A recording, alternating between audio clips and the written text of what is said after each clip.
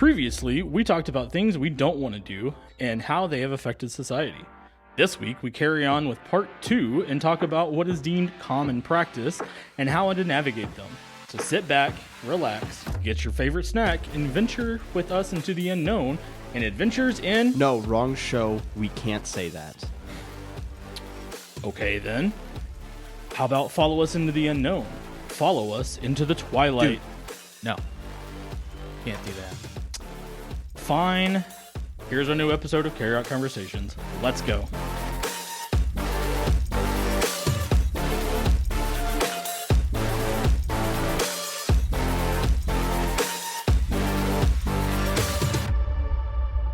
Well, it is good having you guys with us tonight, and we are just going to jump right on into this part 2 of our series. I know we took like a week or 1 episode break.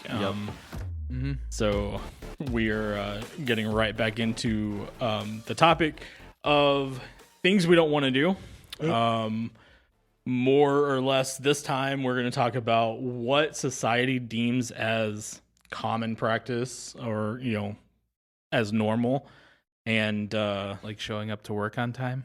yes, showing up to work on time is deemed common practice. And I think we should all rebel and Yes. nobody show up to work on time. Really? Yes. Yeah. Show up before work and then just leave and then be like, hey, I showed up early. You can't fire me. I'm just that passionate about being here. It's interesting that I've actually done that before where I showed up, I was like 15 minutes early Yeah. and I sat there in the parking lot and nobody showed up until like 5 till is when everybody pulled in. Mhm. I had already left at that point because I was like, hey, nobody showed up. I guess we're not working today. Nobody called, so I just went home. And then I got a call being like, hey, why'd you leave? I was like, well, because nobody showed up. And didn't get in trouble, but That's how a lot of play rehearsals go in my experience. Like you'll show up 15 minutes early and then nobody else shows up until like 5 minutes before start. Yeah.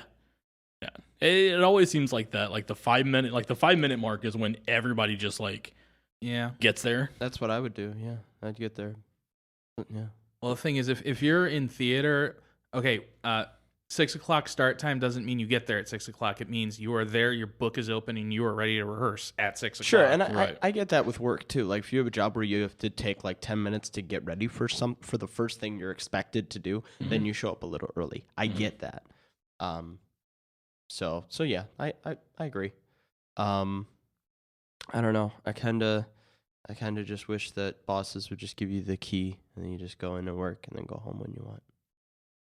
Yeah, that wouldn't go over well. No, but like for 1 or 2 people who could be trusted to do that. Mm-hmm. Yeah, I don't know. I like if I had your type of job, I would prefer working at night alone. Oh, yeah, for sure. Yeah, so For sure. And we were able to do that, me and one of the other guys. We were able to do that for a little while. yeah. Under old management. Under old management. And something had happened where the other gentleman couldn't stay. okay, And I was already invested into a job. a job Yeah, that I didn't want to leave because I was just like, no, I want to get this thing figured out. It's like I can really just do it. And yeah, I ended up like getting my key taken away the next day because I was the only one there. And it was more for a safety hazard than anything else. Right, I get that. You always need a second person there, at least as a spotter, if nothing else. Right. Because if a tractor falls on you, you're dead by the time everyone gets there the next morning. Right. Which, I mean, the way sometimes it works, I'd probably be dead before anybody really noticed that it fell anyway. But they might hear the thing fall and be like, "You good?" And then they'll be like, "He's probably wearing headphones." yeah, And then no. just when they don't hear a response, just be like, "Oh, he's listening to music," and just walk away. So interesting story there. Oh, here we go. Yep. And this is actually under the new management that we have. Had a machine come in and it had an underplate on the bottom of it that is like extremely heavy. I mean, it's like a rust preventative thing. kind of. Okay. Kind of. Well, it's like a I forgot what it's called, but yeah, it's like a skid plate. Yeah. Skid plate. Okay. So because it's a construction machine. So this thing's like super heavy, and I was trying to put it back on, but I couldn't get anybody to help. Like I was literally underneath the machine, had this thing pushed up, was trying to like put a screw in, and every time I go to put the screw in, it would shift. So I'm like laying underneath this thing, underneath the machine, and there's a couple of guys that are just sitting there, just talking, just randomly, just kind of like talking amongst themselves. And I was like, I need help. Talk. I need help. And still nothing. So I literally like shifted the plate to where it would slam on the ground. And then one of them finally like turned around and was like, "Oh, are you okay?" I was like, "Dude, I've been yelling for 5 minutes that I needed help." Yeah. So sometimes it doesn't work out so well to have a second person because Well, someone who's attentive then Yes. that you actually trust. Yeah. Well, and so that's the thing is like if workplaces, if I could talk, if workplaces, I hate Worcestershire. But if if workplaces are going to allow employees to stay after dark, it can't just be anyone. Well, yeah, right? You for have to limit it. But so the topic is talking about common practices we don't want to do. So is this limited to large societal things or just like any everyday small societal expectations? I don't think we should limit it to anything. Okay, so cutting my grass. We talked about that last time. Oh, though. did we? Yeah, Oh, we talked okay. about cutting our grass. Oh, we last did? time. Okay. Well, so It still sucks to do it. But yeah. Well, yeah, but so like I guess it's the thing of like the fact that you can get fined from it is what bothers me. The Yes. norm of like, oh, well, you didn't cut it, so the city has to cut it, and it's like, no. No, the city doesn't have to cut it. They can stay off my property. It's fine. Yeah, exactly. I don't permit them to cut my grass. Yeah.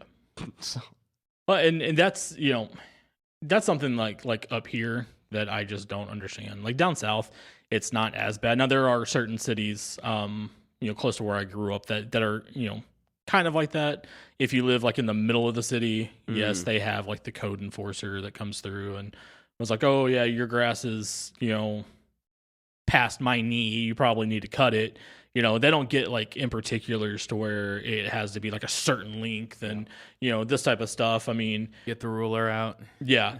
I mean, and then on the flip side of that, it's like you get those that are dealing with like pests in their yard. And so, for example, one of my neighbors, a couple of years ago, actually had to dig up a part of her yard because it was like it had like the grubs or whatever in it, like the grub worms, where it was just completely damaging her yard.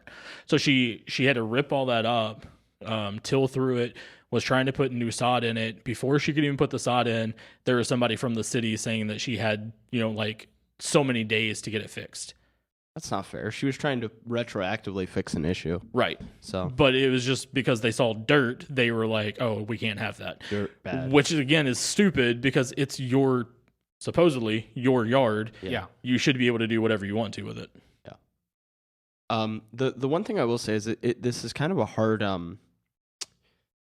topic for me to comment on because I think not all, but most common practices we have in society are there for a reason.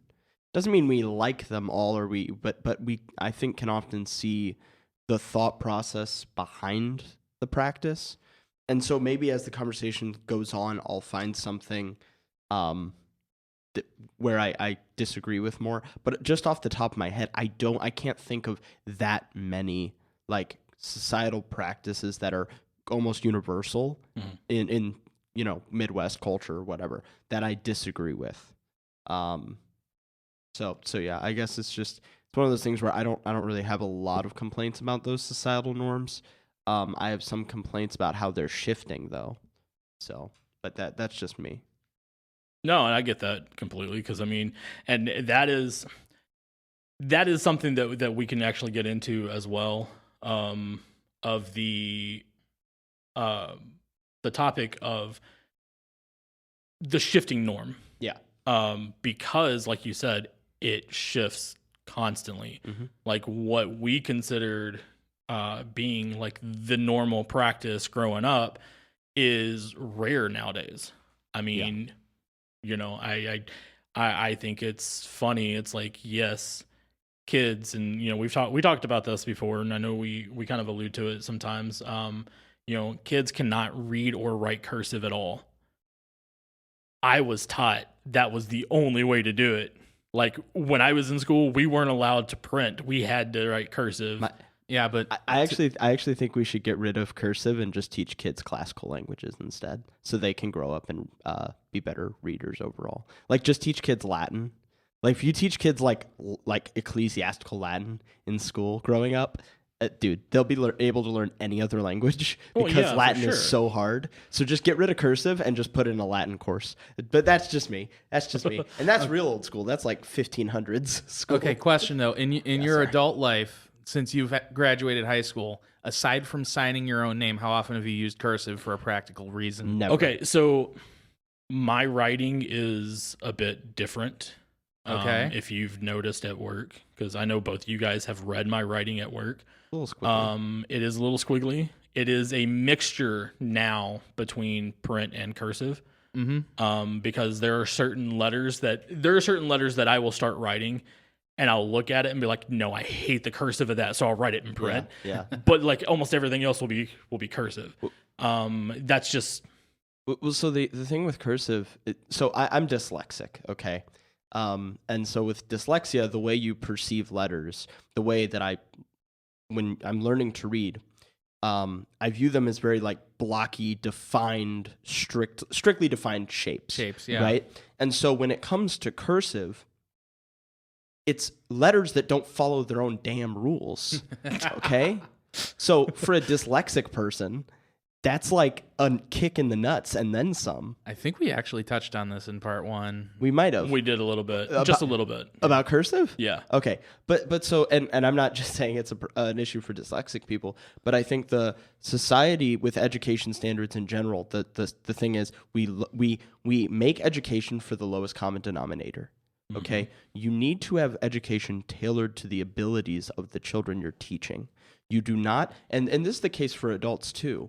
If an adult has a master's degree and they're going for their doctorate, the teacher for their doctorate dissertation is going to treat them differently than a kid who just started his bachelor's. Well, here's the thing. They're all adults, okay? But you even get into the same grade, not every fourth grader is going to be the same, okay? Right. And so some fourth graders are going to read at an 8th grade level and some are going to read at a 3rd grade level. Right. That's the truth. And so when it comes to education, you have to treat those kids individually. So a societal norm I don't like is how the curriculum is designed for the lowest common denominator and it doesn't actually challenge students. On a slightly flip side of this, and I mean, it's good to talk about because I think we actually did talk about all of this stuff in episode 1 as well. Oh, okay. Or in part 1 of this as well. But it brings up, because of the fact of it being the common practice or the normal of society is, yes, we do need to have education tailored to the specifics of the individual. But then it comes the point where getting a teacher that is paid properly to tailor that education to the people. Nowadays Teachers are criminally underpaid as it is. Yes. And so they don't, and I mean, I'm not demeaning teachers because, it's like there are some really great teachers that are out there. But a lot of them are kind of like you're going to get what you pay for type thing. Sure. And it's like, if you're not going to pay me enough, I'm not going to invest enough into these kids. I'm just going to let them get by because that's what society is now. Back in the mid 90s, we started that, No Child Left Behind crap. And because of that, there are so many adults nowadays that can't read properly, that can't write properly, that, can't function on everyday society. And it's because of the school system just more or less letting them just get by, because they would get in trouble if a child failed. Yeah, well, so that's what I mean is like the No Child Left Behind. Instead of pulling that kid forward, they're pulling all the other kids back. Yeah. And so, but this doesn't just apply to education. When we're talking about common societal norms are not excellence. They're common. They're meant for the common individual to do the common thing. So what we do when we have societal norms made for the everyman is you don't have people striving to be better than they already are in the spheres of their life. Okay? And so, look, and you don't have to be excellent at everything, right? We all have flaws, but it's the thing of when you make a society... Well, not all of us. Oh, okay, you don't. But when you make a society for the everyman, you're going to get a mediocre society. Mm-hmm. You need to make a society for people who are better than the average person. And when people attempt to be better than what they consider the average, even if they fall short, by that extra effort, they'll be better for it. Mm-hmm. So, and I think that goes into work, education, family life, relationships. I think it goes into every sphere of life. We don't want to be common. We want to be better than the common, you know? Yes, but the guy who's clearly better than me is making me feel inadequate, and therefore it's offensive to me, and so he can't be better than me anymore. I have to be promoted to whatever he's getting. Yeah, because right. I'm offended. Yeah, so because there is offense, and there's a fence, like a white picket fence. No, a fence, like you're offended. There could be a fence technically. There's many fences, but because there's a fence, we act like we're Can we entitled. learn to fence? Like Yes. yes. But because someone offends you, we think that we're entitled to have their position. But So you challenge the entitled person to fencing, and well, no. Well, so here's the thing. That would be a great. But if you but that's the thing. If you overcame them in that thing, and you killed them in that duel, you would be going above and beyond the common man. So this is okay. Maybe that's not the best example, but can you imagine going into a job interview and it's like I'll you fight you step in for the it. room and the first thing they do is they just throw you a sword? defend yourself. My name is Inigo Montoya. I want this job. Prepare to die. And I know it sounds like a joke, but it's true. When you're offended by what when someone else is succeeding, then what is common in our culture shouldn't be that the one offended gets promoted when they haven't done anything. It's fine to be offended, and it's okay to feel that way. But take that offense, look at what the other guy's doing, and beat him at that. Excel, like actually try to better yourself. Especially if you get a sword. No, at a job that interview. takes work, and I shouldn't have to feel bad because someone else is better than me because they actually put work in. Right, but that's the thing, and this is where where we have, and we've talked about this before with vocational duty and work. But the common view of work is that it's just, oh well, I put in this many hours standing in this place, and then I make X amount of money, and therefore I'm going to put in the lowest amount of effort to make the money I'm going to make. And so we don't actually feel like jobs are vocations, that we have a duty to the people we're working for and the people we're helping at our work. Mm-hmm. Because that's just not the nature of work. So the common idea of, labor just equals $1, it's not true. It equals so much of your life is spent in a job, so many hours of your life. And so we have to have the idea that work is more than just work, but it is part of what you do as a person. Mm-hmm. But the thing is, I'm not going to value my job, and neither should anyone else, if the company and the job doesn't value you. Well, and that's why the boss has a duty, and this is where people get it wrong. A manager, an owner, a boss, they don't just have a duty to you. They also have a duty to your families. Yes. And what I mean by that, This job is the way I support myself and my family. Therefore, Exactly. it's your job to make sure I can do that. exactly. And so when someone in management or someone in a position of leadership is not properly equipping the people below them to get the job done so that they can go home with a right state of mind and feel accomplished for the work they did, then that person should be fired. But see, that's where there's a big issue, especially in today's society, is, you get these people that have poured their life into a job. Yeah. Whether it was under a decent manager, under a decent boss, things like that. They have literally poured themselves into this job to make a living for them and their families. And then here comes somebody who has absolutely zero experience, zero, knowledge of what's going on. And they get thrown into the position right next to them, making the exact same amount of money. That's where there's an issue because, or at least for me, there's an issue of it because, you should get paid for the knowledge that you have for your job. I think that's It's like it's yes, if you are in a starter job, then everybody should make the same. What I mean by a starter job, McDonald's. Sure. I do not agree with McDonald's making $19 an hour, for literally them standing there doing absolutely nothing and hating their job while doing it. Yeah. It's like, because then you get the people that are in another sector of the job, or another job or something like that are barely scraping by, and they may like their job, they may not, but it's like you look at it, and I've had this discussion with one of our coworkers about certain things.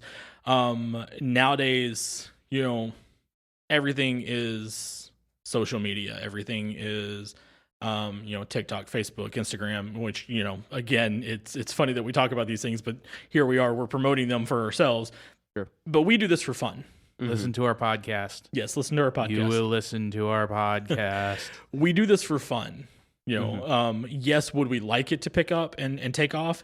Absolutely. Yes. Would we like to eventually monetize it? Yeah. Yes. When it's going to come in time. But we get to this point where it's like, it's almost easier to make more money getting on TikTok and lip syncing to some audio and getting thousands of views. And then, these people take off and they end up making a lot of money by doing this stuff. And then you've got ordinary Joe over here that, doesn't have the ability to do that. He doesn't have the artistic skills. He doesn't have the mindset to do it. He literally just wants to work to make a living, and they're paying him the bare minimum. Yeah. And that's where there's an issue, because that has become common practice. Yeah. So what my issue is, I think the fast food industry, they increased these wages. And then other industries didn't follow suit. Because they couldn't. Well, they can. They actually definitely can, and it's not even close. If you look at the numbers of what fast food workers were making in the 1950s and 60s compared to now, they should be making $23 an hour. They really should. Really should. But a mechanic should be making much, much more than that. Yeah, I agree. Somebody who's working on an airplane or another manual labor job or even a construction worker should be making much more than that when you adjust it for inflation. Because what has happened is everything's inflated. The fast food workers, these quote essential workers, these grocery store workers got a bump, and then the other industries didn't follow suit. And so now everything costs a crap ton, and nobody can afford anything. And the people in the fast food industry are making more per their job what it might deserve, but the other industries haven't followed. And that's the issue, is they need to. They need to pay their people a fair wage. Yeah, wages have not kept up with inflation at all. And housing prices have quadrupled or even more than that. So what I'm making now, I should be able to afford a better house than I have. Yeah. But honestly, either the house should cost less or I should be making more than what I'm making for the same Well, position. And we all should. Well, That's knowing what Dave's job entails, right? You should be making like $32 an hour plus benefits. okay. We'll, Or more. we'll bring that up at the next staff meeting. Like, I should be making $32. Well, no, I'm not trying to share anyone's wages here. I'm just saying. Right. I'm just saying. You know what I mean? I make Like, less than that presently. Yeah, I don't even make that. So Right, but so that's what I'm saying is it's the thing of we haven't adjusted. So now we're talking about common practice. Now it's a common practice it's been a common practice for a while to not adjust wages according to inflation. So life gets harder and harder and harder. The companies are still making money. Yeah. And their profits have adjusted for inflation. Their profits are soaring. And their wages haven't. But people say, well, if the wages go up, well, then the cost has to go up. It actually doesn't. No, the profits will just come down a little. Because the costs already, exactly. But they don't want that. So then they raise the prices and then they raise the wage, blah, blah, blah, blah. Well, so here's the thing. And I know you guys aren't a big fan, generally, of big government. You make a rule. Okay? I'm actually kind of behind this one. You I make- think I know where you're going with this. You make a rule. You can increase costs as long as you are willing to also increase wages proportionally to the profits that we have as a society have already deemed okay. Because there was a time in the night, like you look at the 50s, you had if you worked full time and you didn't spend your money like an idiot, 3 years' wages was a house. Mhm. Okay, now that's not even close. You know, Right. And so that's the standard we should be going at. And so like the common idea of like you work hard and you still can't buy the stuff you need for jobs that 20 years ago, if you worked hard, you would have had more than enough. It's bull. Yeah. It's bull. The common man is being screwed. And that's a common practice and societal norm that needs to go So away. it is my firm belief, and this kind of goes into tinfoil hat territory, but probably not really. He said tinfoil hat. He pulls his phone up. He's like, "Oh, this is going. We're this is gonna going get on this one." TikTok." But I believe there's an elite class of individuals, some of them in government, some of them not. And this isn't a Republican or Democrat thing. This is everybody. It's bipartisan. It's not even, it's everybody. Mhm. They want to drag everybody as close or below the poverty line as they possibly can. They want to take the middle class and drag them down to the poverty line. They want to take people who are already in poverty and make them completely dependent on government programs and other things like that. That's true. Well, yeah, because I mean that's how the government would thrive. And the argument that your average McDonald's worker shouldn't make $23 an hour is actually fueling that. Now, okay, specific numbers aside, I know you want to address this. Let me speak my piece. Yeah, no, go ahead. Specific numbers aside, I look at it as, is my time being valued? Okay, if I'm working 16 hours a week, no, I shouldn't be able to afford to buy a house. If I am working 40 or more hours a week, it doesn't matter where I'm working. If I'm working at McDonald's, if I'm working where I am now, if I'm working at, some Fortune 500 company, it doesn't matter. I should be able to afford a house if I'm working full-time or if my job requires me to have full-time availability. Mhm. Regardless, that is my belief. So whatever wage is required to sustain that at a minimum is what they should be making if they are working full-time. Well, and and I don't disagree with that, and I don't, I guess my preference, and this is my preference of it, is you should get paid for the job that you do. Yes. For the job that you can do. Now, I'm going to be careful with this because I do have my moments where I will literally just, if I don't want to work, it's hard to get motivated every single day. And there's days where, I have slacked off at work, kind of just like paced myself slowly because you get burned out. Yes. But the thing that I have a problem with is like, okay, and we say McDonald's because whenever you hear like a starter job, like a We startup probably shouldn't job, have mentioned them by name. They're not. If they fast food restaurant that happens to have yellow and if red. they sue us, I'll send Grimace after them. Okay. yeah. No, obviously there's no affiliation with that at all. Not sponsored. But any fast food restaurant, Yes. We'll just put it as any fast food restaurant is considered a starter job. That is a job that's not supposed to be a career. That is supposed to be a job that while you're in high school and you need to buy a car, you go. Yeah, that would and be you like start the working working at a 16 fast hours a food. week thing Exactly. that I was talking about. Exactly. But you get these people that they don't want to move from that point. And so they want $19, $20 an hour. And you go there, like as a customer, you go there and you're waiting 30 minutes in line because one person is making all of the food and 10 people are standing there doing absolutely nothing. But yet they're still making the exact same amount as that one person that's doing everything. That falls to bad management. I just did the math on it. So McDonald's pay in the year 1960 was like $2.32. Okay. Adjusted for inflation, $22.9, almost So $23, almost $23 per hour. I was gonna say at the same time at like back in like the 50s and 60s, $3 could get you right.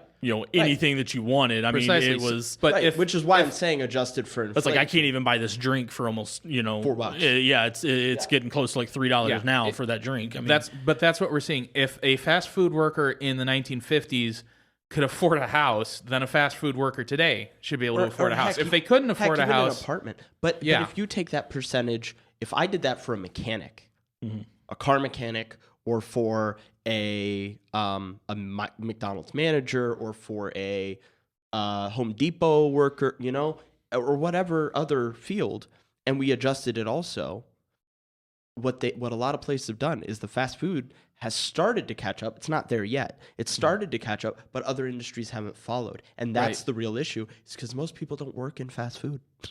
no, but and the flip side to your argument, Jonathan, if I can remember what I was about to say, if I can remember, it's that sometimes you can't get a good job. Like an entire generation was lied to that going to college equals good job. Yeah. So sometimes you have to go to McDonald's or wherever, or Walmart or any other so-called, entry level, low level job. And that's your only means of support out of college now that you're strapped with a bunch of student loan debt and you're looking for a car and a house and a way to better yourself. And sometimes it can become a trap.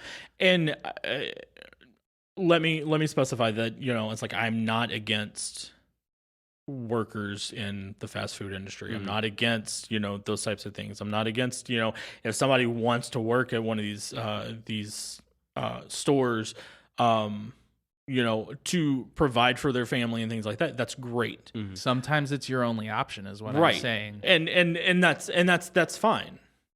But it's like you get these people that you can tell they don't want a job. Yeah, that's but true. they have one because they were forced to get one.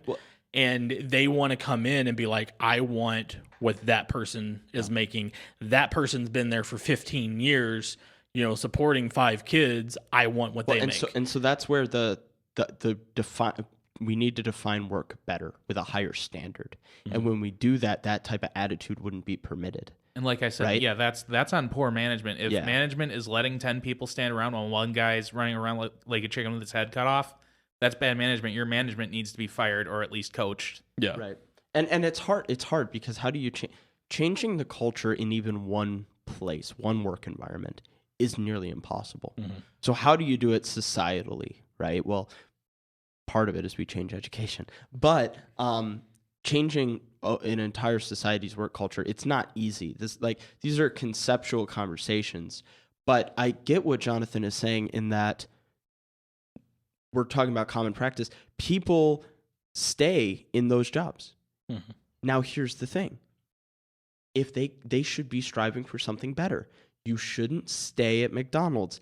Here's the thing. If you are working at McDonald's full time and you're applying all over the place, and you can't find something, no worries. Exactly. But if you're staying there and you're not trying to move, or if you're not trying to get into a management position to make more money or excel or taking classes on the side, if you're just stagnant, that's the practice that I think Jonathan is pointing out, is the stagnation of the worker, not just in the fast food industry, but in all industries. Okay? The common thing that our society does is you get a role and you just sit there and you decay.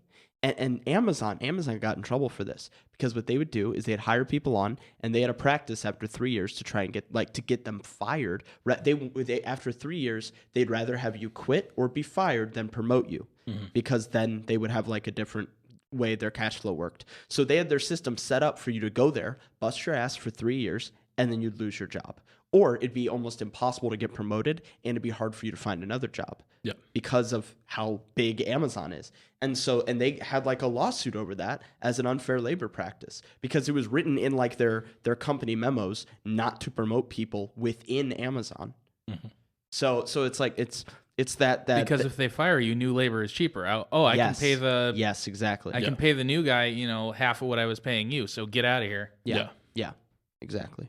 And that's the thing, it's the stagnation, it's the the entitlement that I have an issue, and I know that's like a common day practice nowadays is everybody's entitled to something. Yeah, and that's where and they in reality they both fall into one and the same of I'm entitled to this amount of money because I should be.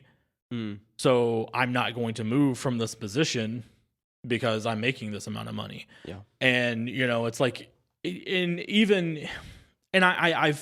see it and I've been there where you want to go look for another job and you can get a job, but they may not be able to pay just the same amount as what you're making right then. So then you stick with it a little bit longer. But like you said, you got to have that ability or that desire to want to better yourself, to want to, move up the ranks or to move into a better position to benefit your family. Now, I look at it in a mindset of I have a daughter that I have to support. I have a house payment. I have a car payment. I have these things that I've got to be able to support, not to mention for myself. Sure.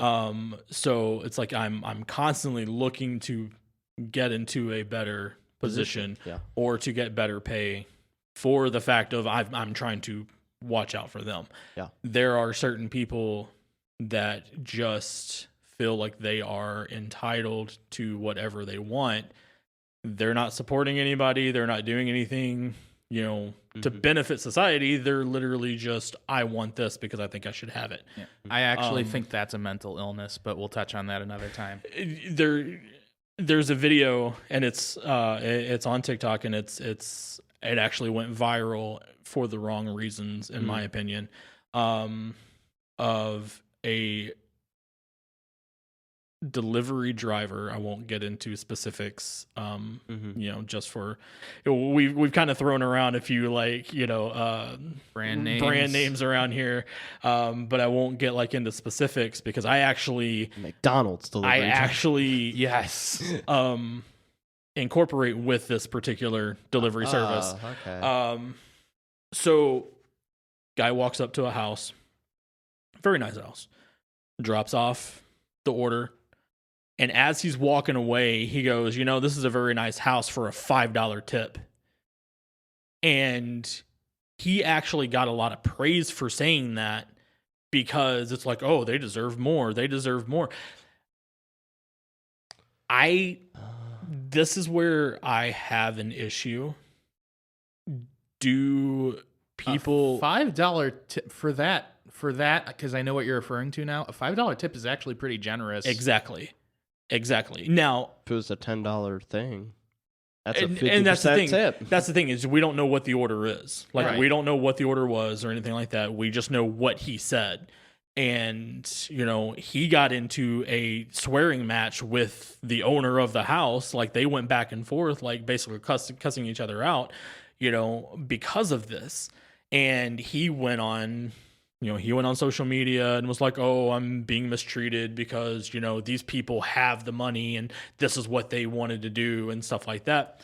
That's where I have issues. Especially since when you're doing that type of delivery service, you have the option to decline the order. You accepted the $5 tip on that order. Exactly.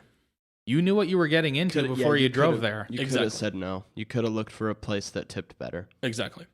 And it's like I was thinking about that last night because I told Dave that I actually, like I said, I'm incorporated with that particular type of service. Sure. And I was doing a little bit of it last night, and that popped into my mind because I took an order, and the order was, or the tip was like $5.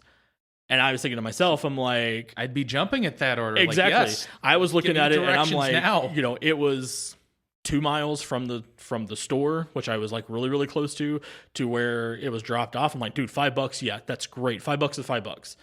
It's like, but you get these people that just, they feel they're entitled.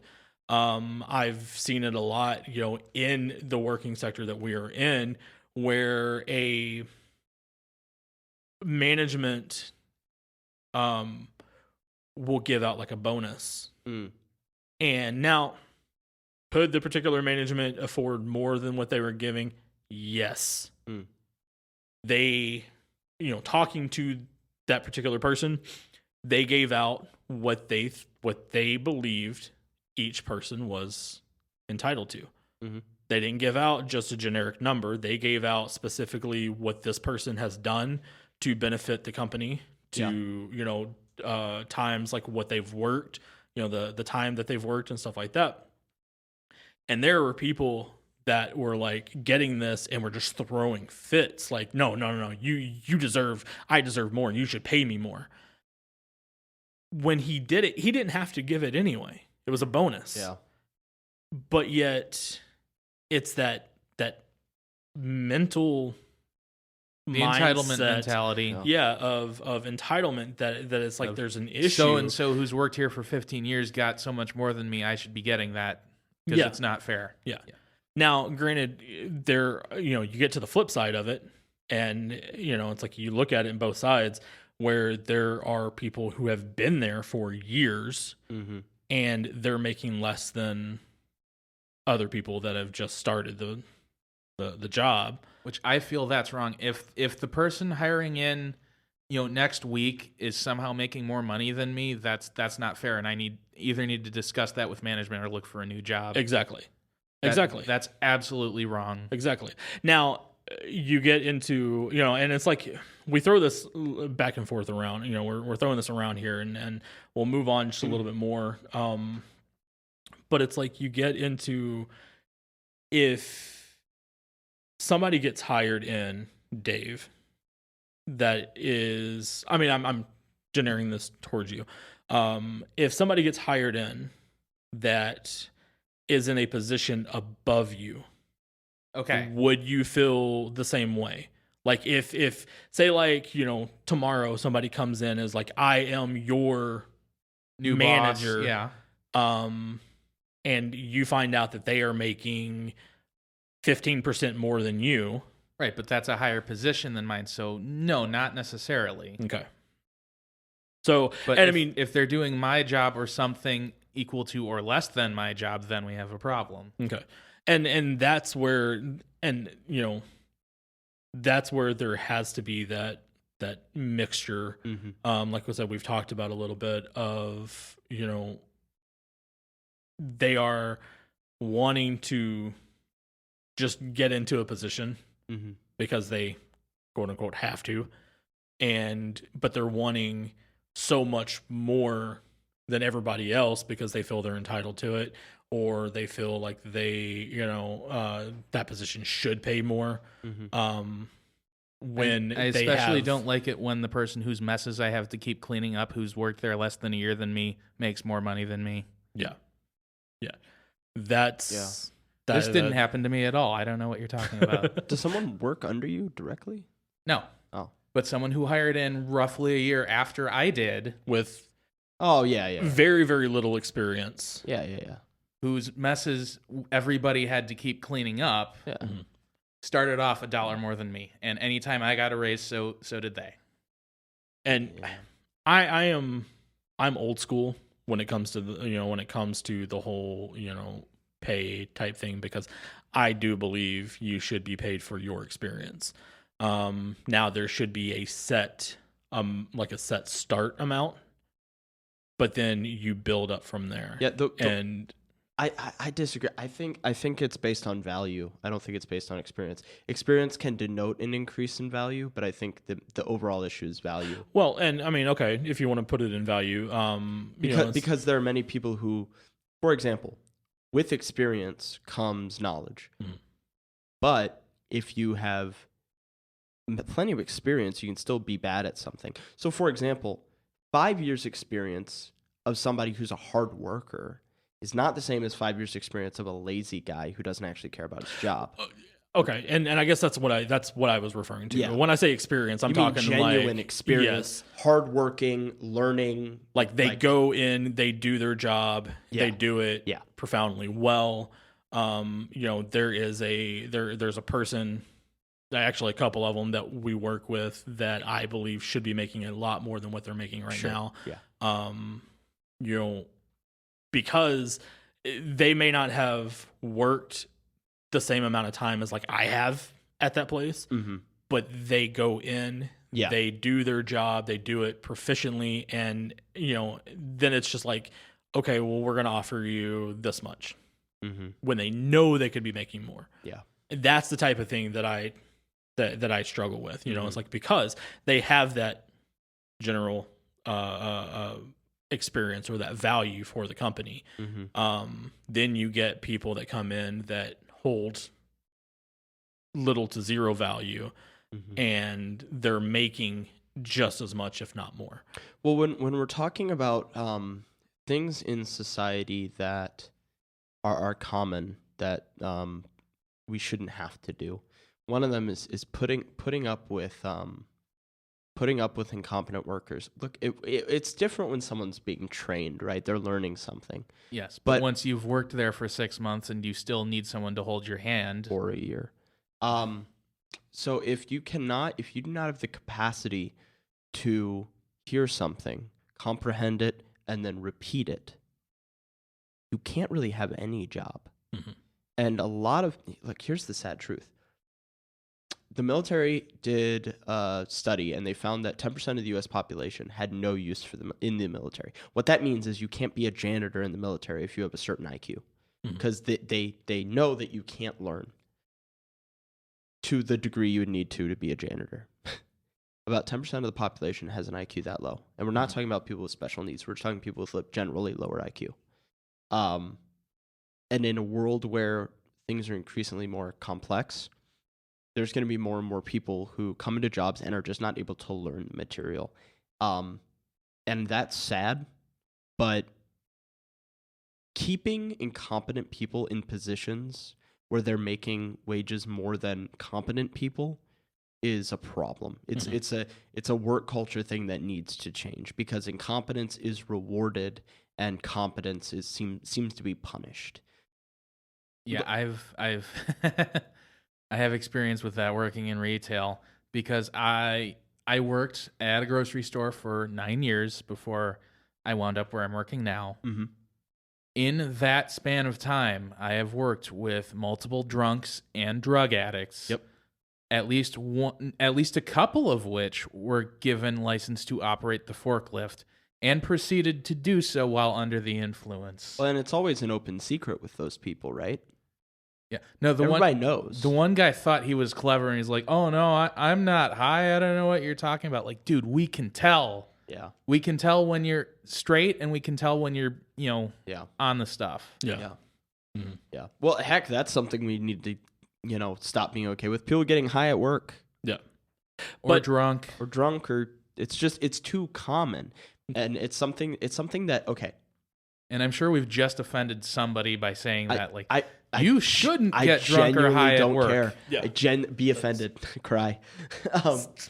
Yeah. When We'll get did into that one here in When a did little bit, something too. like Get that into become tears? offensive? Like, no, you shouldn't be No. drunk or high at work. I want to get into the sadness now. What did you have planned for that? No, as far as like, okay, and we've touched on it some, but getting offended for basically the sake of Being offended. Yeah.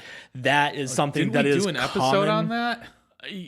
Yes. Yeah. But that is something that's common practice, unfortunately. No, what I like is That- the being offended when you're the one in the wrong and someone bothered to correct you. Yes.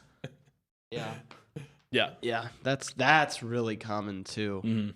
Yeah. But it's like we take these things. Okay, you guys talked about, just kind of mentioned of getting drunk, getting high, and being under the influence while at work, while doing Especially your job. operating heavy machinery. Right. But the problem in today's society is everything that is harmful is decriminalized. And what I mean by that is like, okay, 10 years ago, if you were caught, under the influence of alcohol or marijuana or pot or anything like that, shows you how much I really know. Because honestly, I don't know if pot, marijuana and pot. Yeah, I don't know if that's the same thing or not. They're the same thing. Okay, yeah. so yeah, I have no idea. Just shows you how much I use it. But it's like Apparently a lot if you can't remember that they're the same thing. It's a memory loss drug. But it's like that stuff is, back then, like if you were caught, they called the police on you.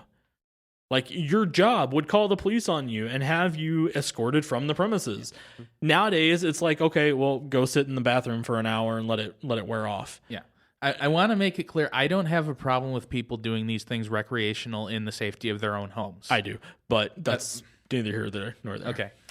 But yeah, when Guess you bring that out in Jonathan's not public, getting any edibles. and Not with that attitude. especially when you bring that into the workplace and then endanger other people with it, then I agree, you deserve to be arrested. Right. Well, so here's the thing: if you have a duty to the people you work with as a human being, which you do, you wouldn't do that, right? So if you change the standards around work and we lift them above what is the common standard, then we won't even have to have these discussions or these issues. But what we're doing is we have a work culture and an education culture. We are just playing in the mud. Yeah. We are playing on our own feces and calling it a day. That's Well, not good. And that's the thing is like it's everybody for themselves. Yes. It's not everybody for the company. It's everybody for themselves. And it kind of alludes into what I just said. I do have a problem with people doing that, even recreationally, because most of the time, like you get high, you start to drink, you start to think like, okay, what do I want? I want food. I want more alcohol. And so they deem themselves, even though they're doing it in their own time, they're doing it in their own home. Suddenly they're going to grab their car keys and they're going to go. And it's like that's where a majority of like accidents with drunk drivers or under the influence wrecks and accidents occur are because these people are doing it recreationally and they're thinking, I'm fine. I'm fine. It's like I can make it 5 blocks down the road and not know that they just ran over every single kid in their neighborhood because you think I'm joking, but I mean, You got to be a little more than like 2 beers in for that. You got to be like 70. You got to be like deep to be like, oh, this road's kind of bumpy, and just hear but I kids mean, yelling. that's the thing is like once you get to that point, it's like, yeah, if you can handle it after a couple of beers or whatever, then that's one thing. But some of them, they get into that recreational, the safe place of their own home, and they go to the excess where they basically lose all brain function. Yeah. And then they carry it out into society. So the rule that I have with drinking is if I'm going out to eat and I have to drive myself home like an hour from when we start, I have 1 beer. That's my rule. I only have 1. Okay. And then I eat something with it and I drink water with it. So that also helps in the digestion. And your body on average metabolizes 1 drink up an hour. And with food and water more than that. So by the time I leave and I drive, I'm all but sober. However, if I have a designated driver, still I only drink 2 because I don't really like getting sloppy and drunk. That's not my thing. But so it's one of those things where there is a culture around drinking where people kind of think it's cool to be like, oh, I'm fine. Like I had a friend of mine. Well, we're not friends anymore. But he was an old friend of mine. And he I was drinking, and I had a little too much, and I didn't think that he had had that much, and so I asked him to drive me home. So he drove me home, and then he got home and he texted our group chat and he said, "Hey guys, just got home safe. I'm super buzzed, but everything's cool." I called him the next morning. I'm like, "By super buzzed, you mean drunk?" Sorry, I didn't mean to swear. But that's what that, you maybe put a scratch noise in there. But that's what he meant. He meant that he was drunk, right? And so like something common practice in our culture that needs to change is bar culture. Like my dad always told me, you can take the girl out of the bar, you can't take the bar out of the girl. So I think there's some truth to that. I don't know why, like when you said that, my mind went to it was such a horrible movie, but was it House of Wax? I haven't seen it. No. Okay, it was like House of Wax, you said? yeah, I think it was like 2008, 2009. That's why I don't remember it. Yeah, I was 6. Paris I vaguely remember it existing. I never Paris saw it. Hilton Yeah, was in the movie, and she had been impaled with a metal bar, and it's such a gruesome scene. But at the end of it, the guy like yanks the bar out, and when he said that, like, you can't take the bar out of the girl, that was the first place my mind went to. Wait, what the heck is Paris Hilton like famous for? Being Paris Hilton. Yeah, She's her family owns Hilton yeah, hotels. she's Oh, related really? to Okay. those Hiltons. So Yeah. she's like not pretty or a good actress. No, she was cute back in the day. She had a few moments. She's actually in one of my favorite movies, What but movie? Repo the Genetic Opera. I haven't seen Huh. that. Oh my gosh. Now you found out what she looks like now? She looks like a plastic person. She does. So she was really good in House of Wax because What topic were we talking Sir? about again? I will hose you down. no. No, but These are so dumb. I'm sorry. All these movie, like literally all the movie posters just scream, "White girl does a thing." Like, you know what I mean? yes, it is a very That's so funny. it's a very generic movie. But yeah, that was like the first place my mind went to, and it's like, I know that, it's like we just completely sidetracked on the topic of Paris Hilton it's is like is a societal practice that needs to go away. Yeah, I think the Okay. Yeah. Oh. What? Sorry. no, go ahead. So I think what we've established so far is the societal norms we don't like are tolerating stupid and irresponsible coworkers. Yes. That's most of it. Yeah, most of it. So let's move on, because you just mentioned She's a societal problem. Is she so much anymore? Well, no, though? but Like, not I just haven't her. heard her name in years. Well, not just her, but like that type of thing where you take a young person from a rich family, you give them way too much influence, and you destroy their freaking lives. yes, Actually, okay, yeah, that I agree with that one. and you do it for the sake of entertainment. And money.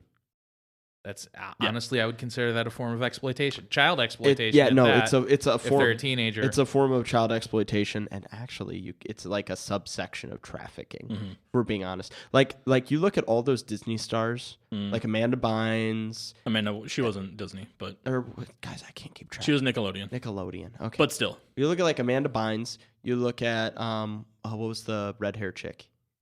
You know what I'm talking about? Lindsay Lohan. Lindsay Lohan. Okay. Yeah, Yeah. Lindsay Lohan. she was Disney. Like often these people. Even Britney Spears. Yeah, Yep, yeah, Disney. she was Disney. And her sister, she was it wasn't her younger It was sister, Zoe 101. Yeah, Zoe 101. Yeah. So you have like, we know now that a lot of the producers at the time were abusing these people. Yes. Not just the women, the boys too. Yep. And so you have made this like thing where it's societally okay, or now it's starting to shift away from that. But for the longest time, it was kind of an open secret in Hollywood that they were taking these kids and then abusing them, and then like giving them drugs, and then they would get these drug dependencies, and then they cut their contracts. Mhm. So they have no money. They're addicted to drugs, and now they're just like. Then the news cycles just pick these kids apart when they're like 20 and they have a coke addiction because Dan Schneider, and I'm going to say names because he's been convicted. Dan Schneider molested him and then gave him coke. Mhm. So it's like, but we've just been okay with that as a culture. Well, yeah, no, because it's entertainment. Society It's- is disgusting in that way. I have Yeah. to agree. We're like we are vultures, and we buy those magazines and we click on those Because videos, everyone's and it going to be feeds the quick machine. to say, "Oh, look, Lindsay Lohan or Britney Spears had a meltdown, and they're so messed up." And and it's entertainment to us, but it's disgusting when you really think about Well, it. and here's where like, But it's click-worthy. It's newsworthy. It gets the views. It gets the ratings. but I've even been part of that problem. Like, for example, when Demi Lovato had her cocaine relapse, I was making fun of her. I was sharing memes, you know. So it's not like I'm just pointing the finger at other people. I've been that person. No, Right. we're all guilty of that. I agree. It's the companies that are funding it that make this culture of like we just prop up these people and like And then we it tears revel in tearing them down. yeah. So it makes us into monsters and it destroys them. Mhm. And the only one who goes home to the with a smile on their face is the producers. Yeah, because they've just made millions of dollars off of this thing, and that's where that is something that I truly agree needs to come to a head.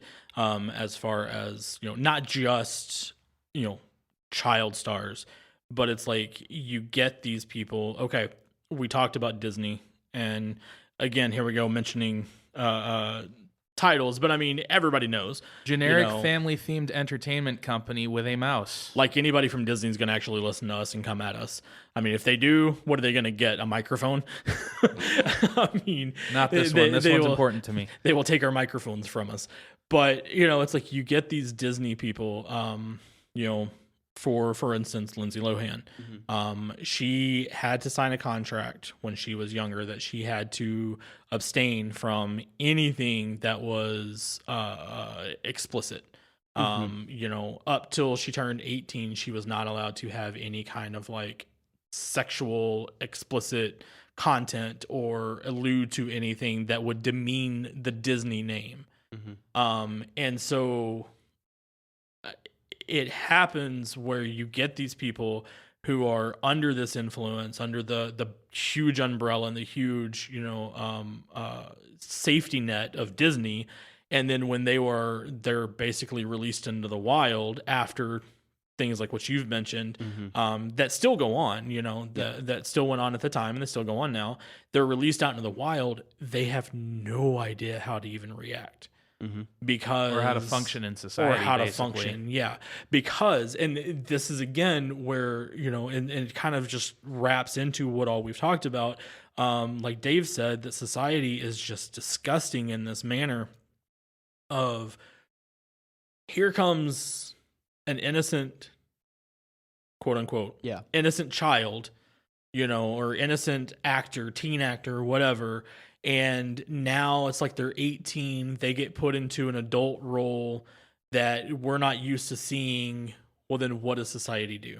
Oh my gosh! Boo. Look at how horrible they are. It's like this How person. dare she do that? Yeah, and It's mostly women. Like And a I'm not lot of saying it it. is. I'm not Yeah. saying it doesn't happen to men, but it's mostly women. Yeah, mostly women. And it's like we look at it and it's just like, Society likes being quick to judge, especially women. but yet we never turn a blind eye. Yeah. That's the thing. We never turn away from it. We judge it and we say it's like, "Oh no, she should never do that." I'm going to watch every single second of it. Yeah.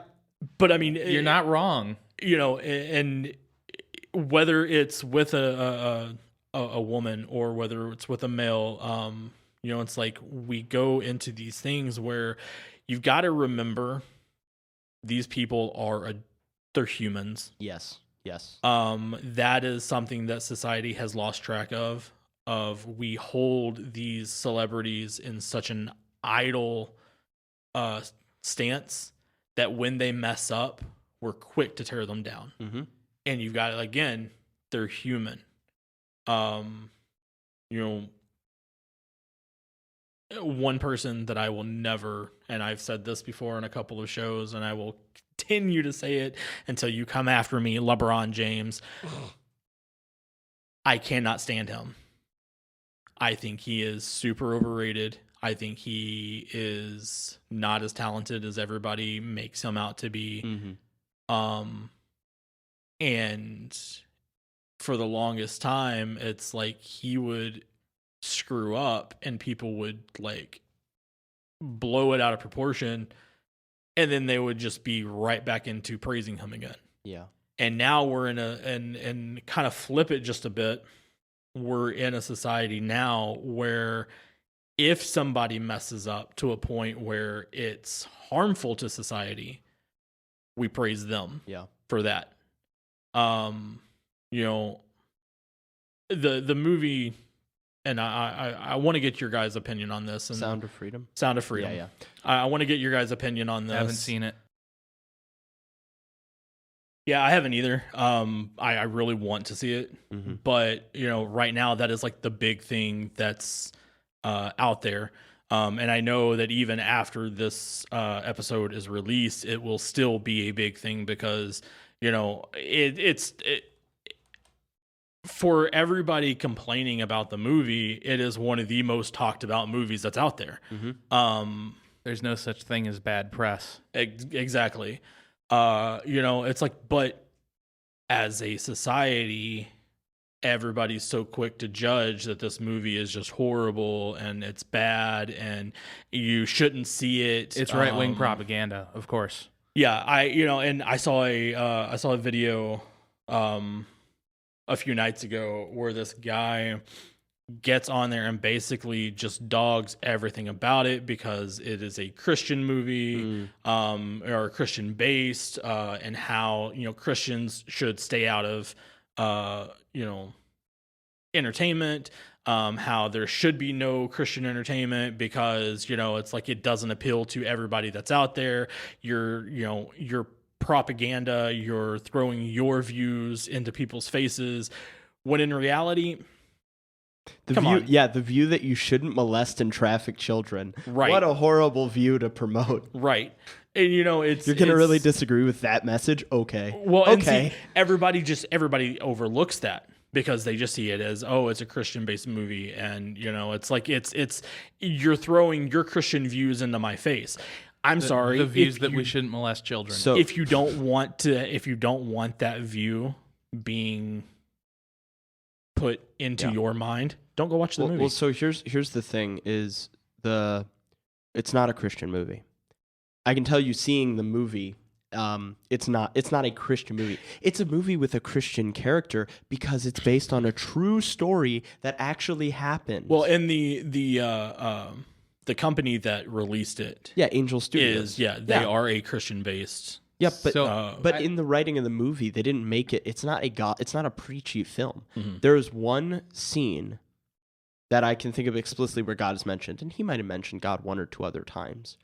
But the only time where God is mentioned explicitly that I can remember is there is a scene where he's about to go undercover to catch these pedophiles, and to get them arrested, and the guy asks him, "Why do you want to do this?" And he said, "God's children are not for sale." That is the only explicit statement about God that I know. Here's the thing. Even if you're an atheist, you shouldn't, you'd say, "Yeah, I don't believe in God," but yeah, children aren't for sale. End of story. Right. Like I'm trying to be nice here. The left getting mad about this, they're showing their showing their hand. They're showing their hand because when the movie Cuties came out, which is a movie where you had young girls wearing scantily. They were scantily clad and they're dancing, and that was meant to be an anti-pedophilia movie. And the left praised it. They're like, "Oh, what a risky film," and all these conservatives are just conspiracy theorists. And then when a movie comes out where a man goes, saves children, they don't show anything explicit or sexualize the children. And that's the conspiracy. That's the conspiracy. And now they're suddenly like, you're really saying there's a global sex trade? This is not a made up story by some conspiracy theorist. This isn't even new. This is an a dramatization of a guy who did this. Right. This is a guy who left his job, took the money out of his own bank account to go save kids because he was a pedophile hunter. And someone at his job asked him, how many pedophiles you caught? He's like 200 something. And he felt good about it. And his friend's like, how many children have you saved? And then he went and did it because he realized it's not about catching the bad. It's about saving children. And so you can say, hey, the movie wasn't that good. Maybe it was a little thick on Christian themes. Not my style. Okay, cool. But to say this is QAnon conspiracy propaganda. Okay. Well, and I think what's ironic about it is, and I'm not, negating it at all, because I really want to go see the movie. I think it'd be great. And I honestly think anybody and everybody should see it. That's one of those movies that everybody should go see. But I think what's ironic about it is the timing that it was released has to do with when all of these top tier, A-list celebrities are speaking out against this, the human trafficking. It was just released not that long ago that Mark Wahlberg even moved out of LA into some remote part of Nevada because of how bad it is. Because of how bad it is in LA. Yeah. He didn't want to be a part of it. Now, of course, he's still going to make movies. He's still going to, to do entertainment because that's his job. But he moved away because of how bad it was. Mel Gibson is blacklisted from almost every single, film Well, society. that's because of what he is. said about the Jews. If only. We are not getting into this. No, we're not getting into My that one. opinions will not be shared. But he was I love Mel Gibson. he is blacklisted Yeah. because of his stance against human trafficking, and he started calling people out by name, and Hollywood shunned him. Well, and so Mark Wahlberg, I think earlier this year, it might have been last year, did a movie called Father Stu. It's about a Catholic priest, a guy who became a priest to get with a girl, right? Or like became a Christian to get with a girl, ended up becoming a priest, and he had all these like health issues after, and so you have someone having to wrestle with the fact that they have to have this love for God even when their health is taken from them, right? And so it was a fine movie, and Mel Gibson was in that, but Mark Wahlberg and Mel Gibson are just kind of making movies with good stories that have good messages, and people are just mad because they're demons.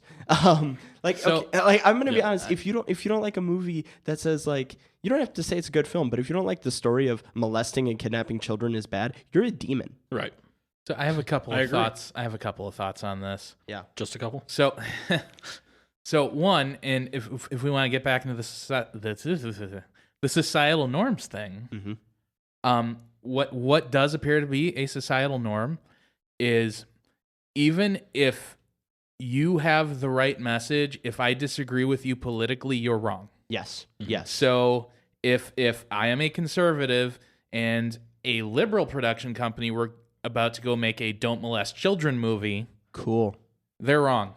Nope. No. Oh.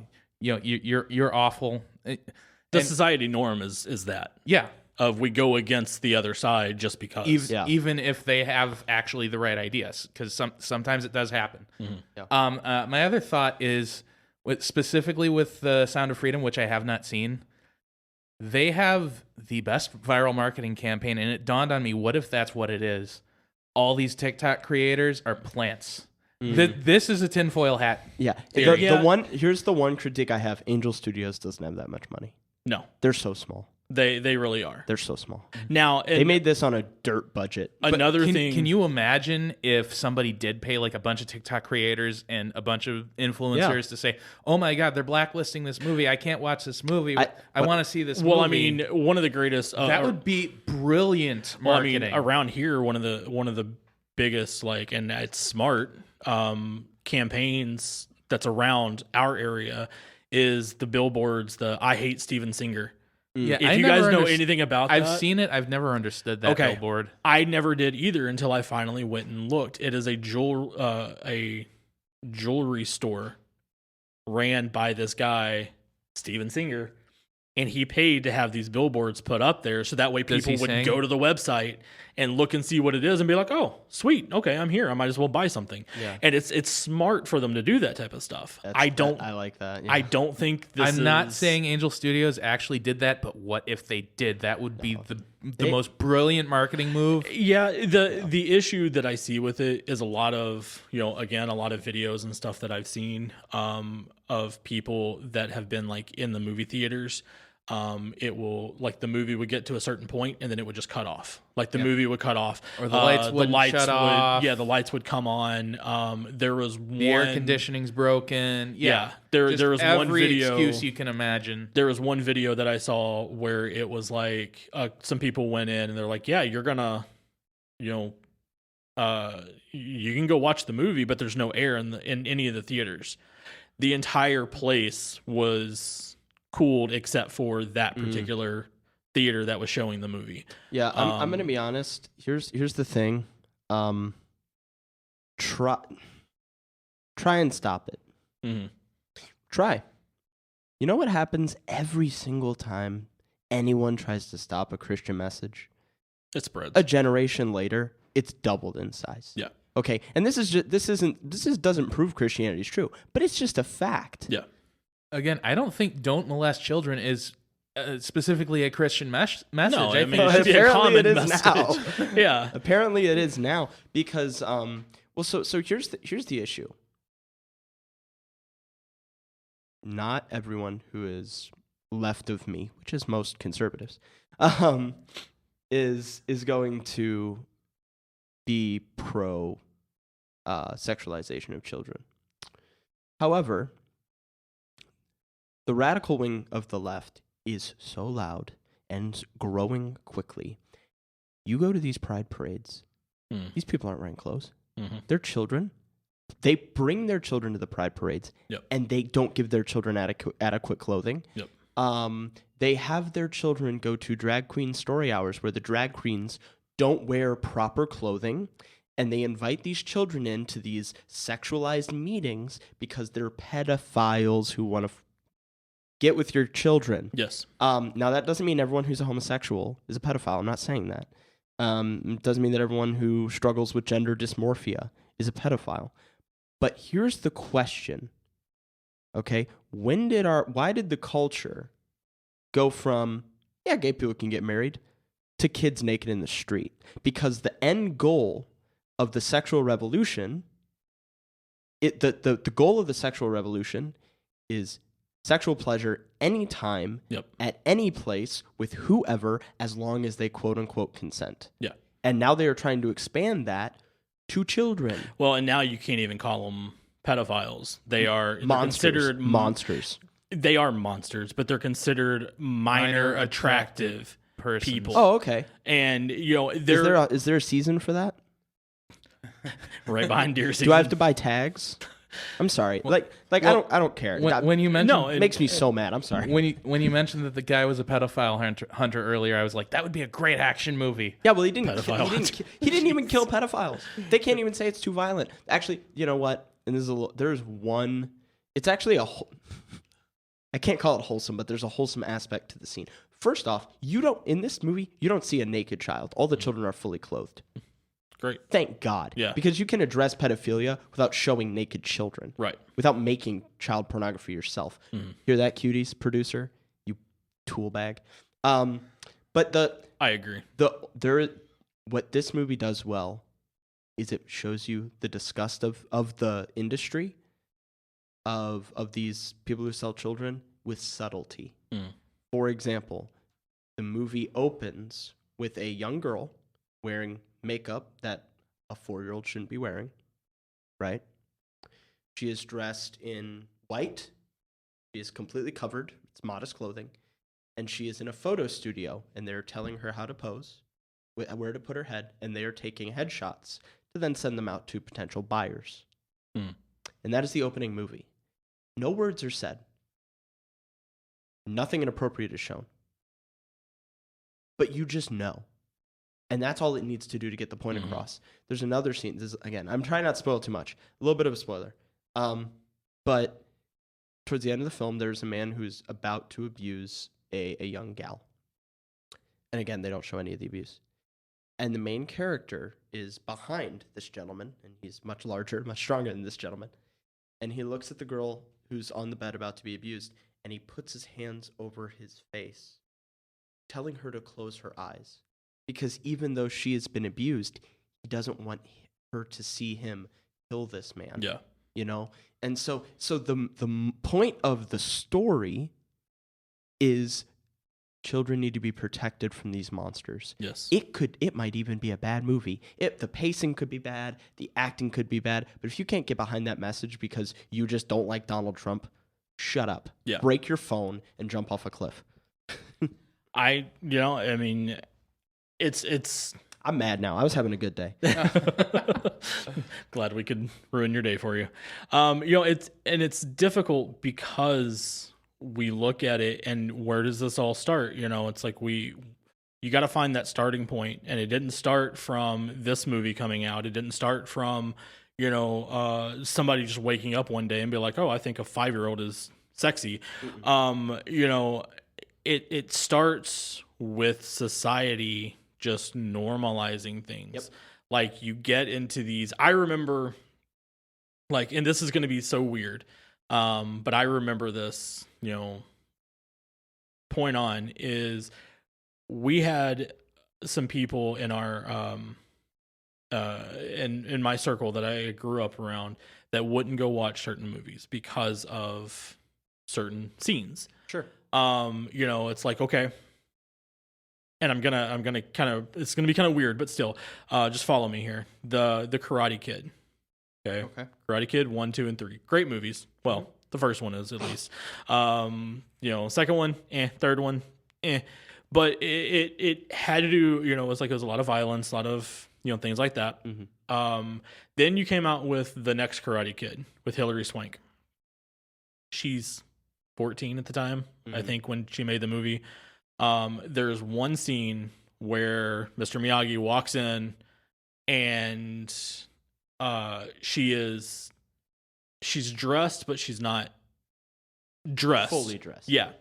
And it's just like a brief, split second. Mm-hmm. And it's just like one of those scenes where it's like you watch it and you're like, oh, well, okay. But so many people, I remember growing up, so many people, threw the movie out because of that scene, which I think is great. Mm-hmm. Then there were people that were like, oh, it's like, well, oh gosh, you click, because you want to see something. Yeah. And it's just like, that's where we get into a problem is we normalize that. And now again, she may not have been 14, in real life, but she was playing still playing a 14-year-old. And even though it's just, her basically without a shirt on, she had bra on, those types of things. She didn't have the shirt on, it's like that, even just that instance is one of those things where it's like people see it and they're like, oh, well. The one thing I will say about this, and I didn't mean to cut you off, I'm sorry, so I'll keep this brief, is we know there's a correlation between the increased pedophilia and pornography. And what they found, Blake Lively actually did a talk on this. It was wonderful. And I'm so happy to see celebrity mothers like her standing up against this stuff. Praise God, man. I don't even think she's a Christian, but she's just a concerned mom, and that's beautiful. Right. But one of the things that she did is she went to these experts, and they showed her the numbers. And the numbers are that people who watch pornography or are addicted to it, which is most people who watch it are addicted to it because it's like heroin. Yep. But people who are addicted to porn, their porn gets more and more demented. And then they interview them, and they're like, did you ever think you would watch this type of porn? Even if it's not pedophilic porn, they're like, no. And there's an entire culture online about people who talk about how they used to watch this type of porn and now they watch this type of porn, and they feel bad about it, even non-religious people, because they see the descent into degeneracy. Yep. Now, for some people, that leads to pedophilic behavior. And even within the community of people who are pedophiles, they've seen it devolve Yeah. and go younger and younger and younger. And it's preventable. Yeah. And so it's like, oh, well, like, how do we prevent this? And not everyone agrees with me on this. And I know it's what some may view as a radical stance. I believe pornography should be illegal. Yeah. Okay? Because we live in a over-sexualized culture where sex and how you identify with how you have sex is all that matters to people. Yep. Okay? And it's just, it's done. It's like, who is this helping? Well, and that's the thing. That's kind of the thing that I was getting at. Even, it's like basically my PG version to My your R-rated. to your Sorry. R-rated version. No. But see, that's the thing is like it is disgusting. It is devolving. Where it never gets better. It only gets worse. Mm-hmm. And it's because as a society we see things and then we try to push it. We try to push it just a little bit more. Yeah. We try to push it a little bit more. And now, unfortunately, we are to the point where we literally have run out of things to sexualize. So let's go to the children. Yeah. And that's the hard part about it all. And, again, as a Christian standpoint, I think, obviously it's absolutely wrong and it's disgusting. As a father, it is absolutely wrong and it's disgusting. And, it's like I will be one of those types of dads that if I catch a guy or even a woman nowadays that even try to pervert my child, I'm going to come after you. Yep. And I believe as a parent, any parent, whether you are a celebrity, whether you are blue collar, whether you are, under that poverty line, it's like those children are your children. Mm-hmm. I'm getting kind of worked up on it just a little bit, but we look at it and we see it like all the time, like in the movies or in the TV shows of these, people that are poor, that are, broke and they can't afford money. So what do? They prostitute their children. Yeah. And it's difficult because I know personally people who have been through that. Yeah. And to this day, their life is not the same. Yeah. They're and they've told me the same thing of, it's like, no, if anybody even thinks about doing to my children what they've done to me, I will kill them. Yeah. And I agree with that. Mm-hmm. And in Russia, they'll mark those as suicides. And they were like, "Oh, pedophile will kill himself again with other person's gun." Okay, stamp. So the Russians got one thing right. No, they got a lot of right. Yep. But and it all gets to that point of we have run out of ways. We've run out of ways to be evil. We're inventing new ways to be evil. Yeah. I guess a place we could maybe cap off the episode is the thing we need to change as a societal norm is sexualizing things that should never be sexualized. Yeah. But until we, unfortunately, until we normalize Chastity? until we normalize good societal behavior, none of that's going to happen. Yeah. Good societal behavior is offensive. It's true.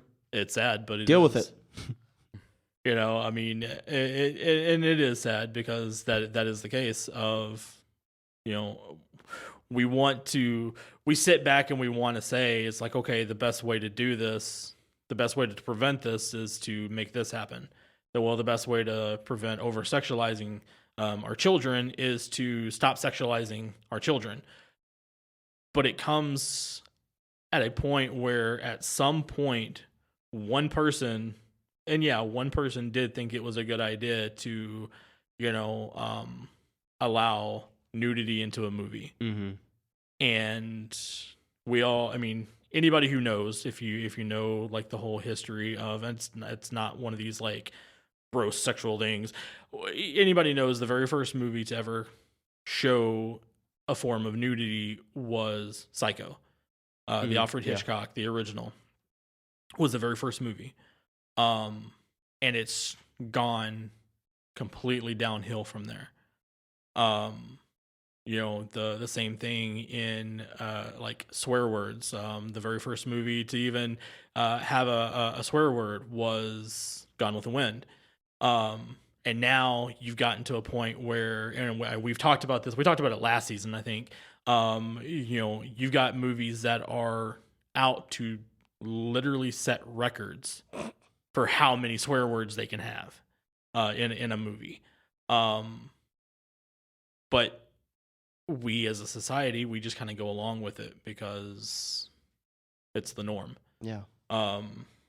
So yeah, break the norm, guys. Be better. Let's be better than the normal. Yeah. Because the normal sucks. Depressingly, none of this matters. Well, here's where it matters. The movie we just talked about, Sound of Freedom, it doesn't matter. The system's not going to change because that movie came out. Well, so here's what I will say. Is the system at work isn't going to change because we hate working with incompetent people. It's not going to change totally, but I think it'll make some difference. And if it helps more people be aware, and then that leads to one kid being saved, it's worth it. Yeah. And so that's the thing. You're not going to save them all, but let's save more than we're saving now. And then when we get to that point, let's do more, and let's do more, and let's do more, because it's the most fast growing thing on the black market. And it's like an extra 2 million a year right now are put in globally. 2 million children. And these are children. These aren't we're not talking 18-year-olds. We're talking people like under the age of 14, 2 million. And it's getting younger and younger.